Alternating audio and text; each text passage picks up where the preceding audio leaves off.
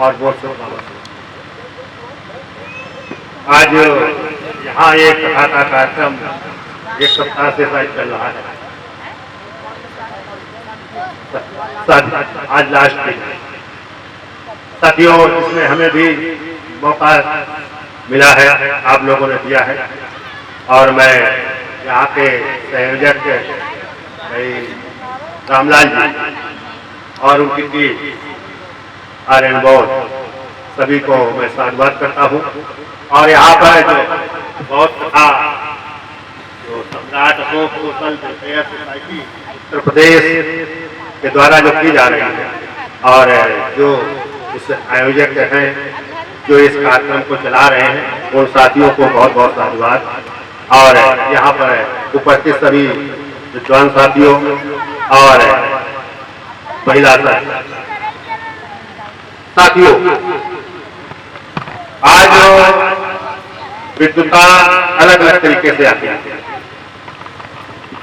आज जात के आधार पर, धर्म के आधार पर विद्वता को भी डिफाइन किया जाता है, और हम सभी लोग आवाज थोड़ी और कम करो, जो लोगों को समझ में आए। हेलो, तो साथियों, हम लोग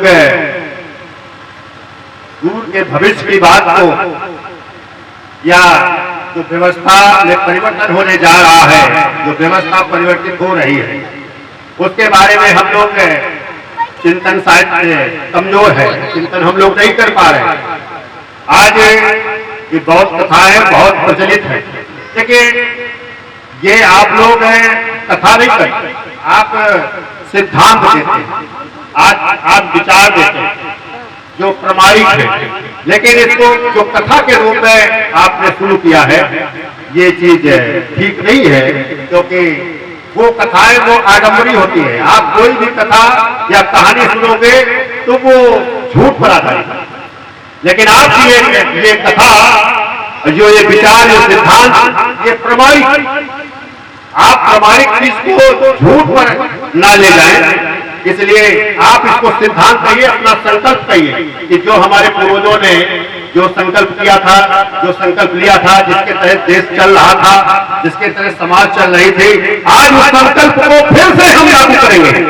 उस संकल्प के तहत हम ये विचार दे रहे हैं, ये जो सिद्धांत दे रहे हैं, ये हमारे सिद्धांत है जो प्रमाणिक है, जो हर शब्द लिखा हुआ जो बौद्ध है उसमें ग्रंथ में, तो वो सब प्रमाणिक है। वो क्योंकि झूठ पर आधारित नहीं है, क्योंकि उसको पहले कह दिया गया है कि जो समाज का जो प्रमाणिक होगा उसी को हम मानेंगे, अगर उसमें लिखा है उसको भी नहीं मानेंगे। तो इसलिए जो आप लोगों को संदेश देने जा रहे हो, प्रमाणिक देने जा रहे हो, और प्रमाणिक ही दीजिए, कथाओं पर भरोसा मत रखिए, जो आप उस पर सर्च करिए कि ये चीज लिखी है, ये सत्य है कि नहीं है, क्योंकि आपको समाज को उस सच्चाई करना है।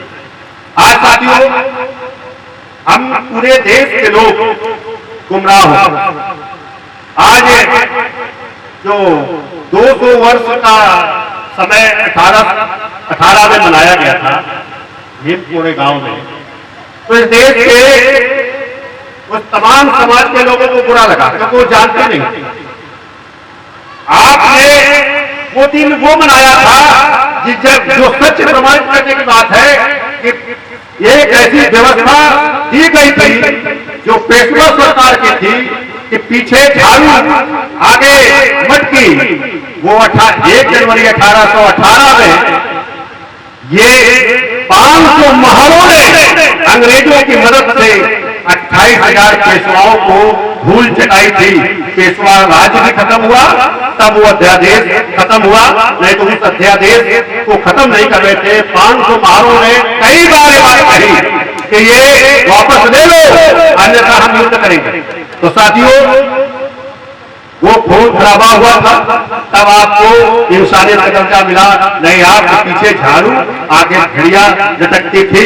आप जो बाबा साहब का वो देखते हो कि पिक्चर जो आती है, जो तो उसमें भी ये चीजें दिखाई दे रही हैं, कई जगह सीरियल में आया है। तो आपको समझ लेना चाहिए कि आज जो व्यवस्था हावी हो गई है आपके ऊपर, वो आपको अधिकारों से वंचित करने के लिए जा रही है। आज ये आंदोलन चल रहा है, उस आंदोलन को दिमाग में नहीं रख रहे हैं, लेकिन वो कह रहे हैं कि आप निजीकरण का सम्मान करें। आज वो हर चीज को निजीकरण करने के लिए माननीय प्रधानमंत्री मोदी ने ये घोषणा कर कि मैं शिक्षा को भी निजीकरण में जाएगी, इस देश में हर चीज निजीकरण में जाएंगी।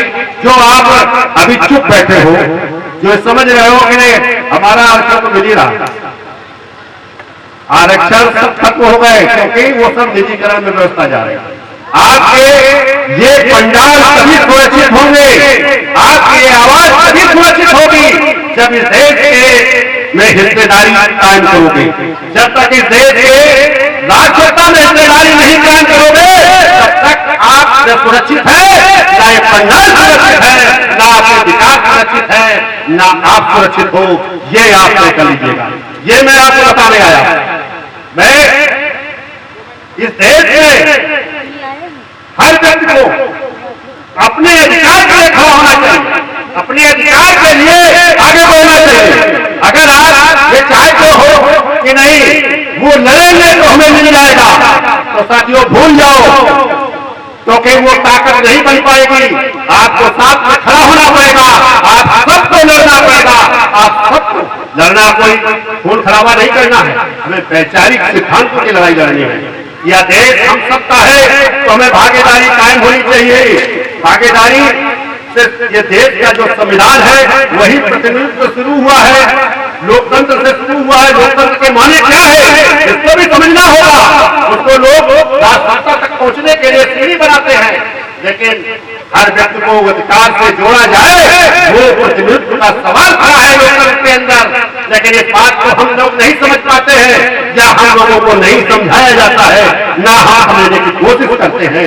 इसलिए हम लोगों की स्थिति ये बन रही है कि आज जब जिसे प्रतिनिधि युग आ गया, इसके बाद भी आज भी हमारे ऊपर वही आडंबर लाया जा रहा है, हमें फिर से छोटा बनाया जा रहा है, हमें नीचा बनाया जा रहा है, हमें गुलामी की तरफ ले जाया जा रहा है। इसे हमें समझना होगा, और जब तक हम नहीं समझेंगे तब तक बहुत देर हो जाएगी। देर हो जाएगी अगर वो कानून व्यवस्था में आ गए तो फिर 24 का चुनाव नहीं होगा। ये बिना चुनाव के इस देश में सरकार बनेगी, ये आप तय कर लीजिएगा। अगर आप लोग अपने अधिकार स्थापित नहीं कर रहे हो तो फिर ये आपकी गलती है, इस देश के समाज की गलती है। अभी उनके बारे में क्योंकि वो अपने जो आदेश जारी किया, जो अध्यादेश जारी किया, इधर उधर नहीं हो रहा। इतना बड़ा आंदोलन है, किसान आंदोलन चल रहा है, लेकिन बात कमजोर होती है, लेकिन वो अपने उससे मिशन से पीछे नहीं जा रहे, उस अध्यादेश को वापस नहीं ले रहे और ना लेना चाहते हैं। और हम लोग केवल सत्ता देकर, मजबूती देकर हम उनके साथ बैठने का काम कर रहे हैं। आज अगर इस समाज से कोई व्यक्ति ऊपर आया है, आपने ऊपर उठाया है, तो वो जाकर अपनी मजबूती के लिए उनके साथ मिलने चला जाता है। समाज का कत्ल हो रहा है, उनके साथ खड़ा है। इसे व्यवस्था को इसलिए रोकना होगा कि आप सब लोग उस व्यवस्था के हिस्सेदार बनो, कि आप अपनी लड़ाई खुद लड़ो, आप एक दूसरे के साथ खड़े हो। आज इस जो पंडाल बना है, ये पंडाल भरा होना चाहिए, और अगर ये पंडाल भर लेते हो तो उसको समझने के काम करो, क्या यहाँ कहा जा रहा है, क्या संदेश दे रहा है, इस संदेश का भी पालन करिए। केवल यहाँ सुनकर खुशी मनाकर कि नहीं हमारे लोग ये थे, हमारे लोग राजा थे, तो ये एक खुशी ना मनाइए। हमें तब राजा थे तो आज भी राजा बनना है, ये संकल्प करो, आप हमेशा आगे बढ़ोगे। जिस दिन आप अपने सोच में परिवर्तन ले आए, ये देश हमारा है, राजकार्य करना चाहिए, तो उस दिन से परिवर्तन शुरू होगा। ये पहले आप तय करो। शिक्षा हो जाएगी, अगर राजपाट आएगा तो हर पूरा होगा। आप उसके लिए तैयार हैं। अगर आप तैयार होते हैं तो फिर आपकी हर समस्या का समाधान मिलेगा। नहीं तो समस्या का समाधान नहीं होगा। इस देश के राजकाज से अगर हिस्सेदारी नहीं बन पाई तो आपकी समस्या का समाधान कहीं नहीं। तो साथियों, इस काल को हम लोग संकल्प के साथ चल रहे हैं।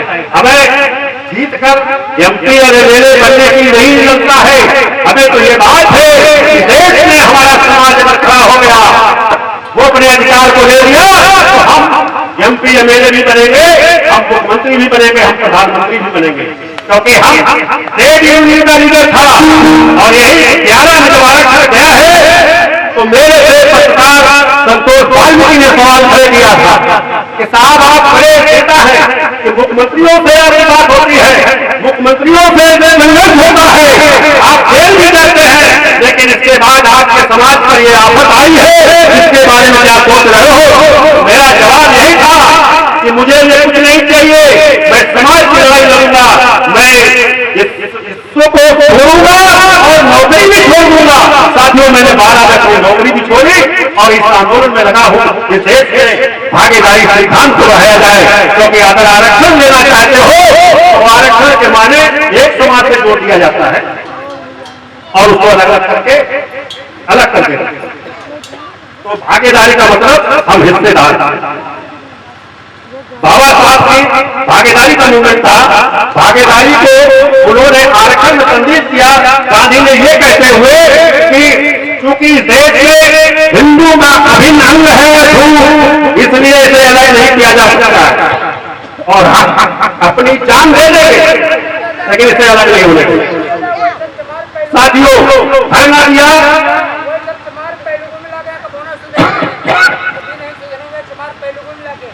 धरना दिया, बाबा साहब को मजबूर किया और समझौता करना पड़ा आरक्षण। अगर हिस्सेदारी होती तो आज आपकी हिस्सेदारी शासन में होती, राजसत्ता में होती, प्रशासन में होता और न्यायालय में होती।